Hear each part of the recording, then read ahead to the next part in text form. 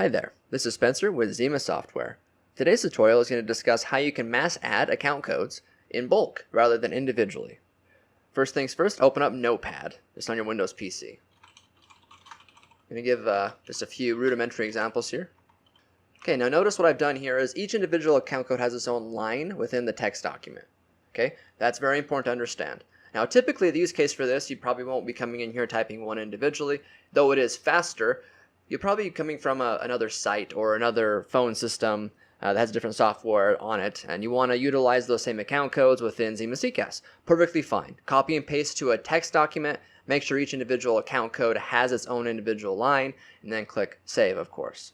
Now once that's done, go ahead and go over here to Account/BusyCodes, Account Codes, and then over here on the bottom right hand side, you'll see an option for Bulk Add, and then of course Account Code.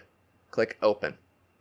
It's going to produce all of the account codes that you've put into the text file and produce them right here. You can then go through and of course assign them to the agents you want, etc., etc. But that's an easy way to bulk add account codes via a text document.